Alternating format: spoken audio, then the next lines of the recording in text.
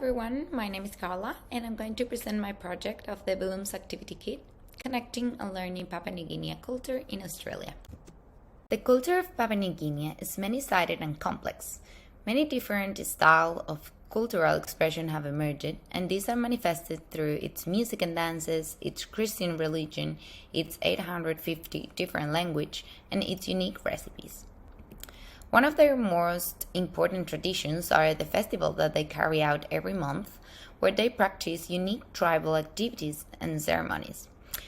In the images, we can see a couple of them, such as masks, headdresses, feather suits, painted faces, and sand painting, among others. But what is the Australian context? According to the latest census conducted in Australia, 19% of the Papua New Guineans are in New South Wales. In our primary research process, we conduct a series of interviews and questionnaires, which provide us with the creation of two personas, Liliana and Noella, both with similar needs in continuity and identity. This analysis led us to conclude with the problem statement that says, the well-being of the PNG Australian community is dependent on a strengthened sense of identity and continuity. This can be achieved through greater opportunities to connect and learn from the culture to continue developing the PNG Australian community that is unique to Sydney, New South Wales. My proposal is designed for Papua New Guineans who were raised in New South Wales, Australia. The Bloom Activity Kit is a monthly subscription that sends you different activities corresponding to a celebration held each month, which may include recipes complemented with corresponding spices, activities to practice the traditional language, or a different collection of objects with their description, among others. It aims to keep users connected whilst constantly learning from the culture. These activities can be carried out individually or in group, family and friends, motivating to share PNG culture from your home in Australia. These activities are delivered in Bloom bags, which are known to be given to other people, so it has an implicit meaning. Some aspects of the cultural dimension were important to consider in my design, such as time, because PNG culture have a specific calendar of its festivals, where each festival takes place on certain dates, beginning of certain month or in the middle of the month. Communication is implicit. This means that each object, clothing, and accessory or celebration has a meaning behind it. And finally, collectivism.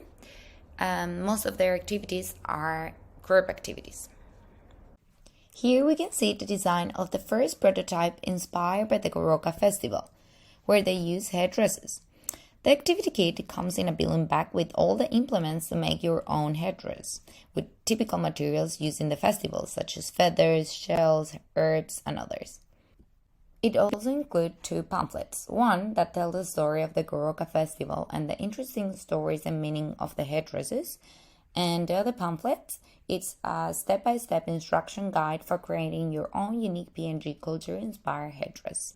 To test this prototype, I sent an online presentation to 5 people from Papua New Guinea living in New South Wales, which first gave an explanation of the proposal and put them in a hypothetical situation where they received the activity Bloom kit.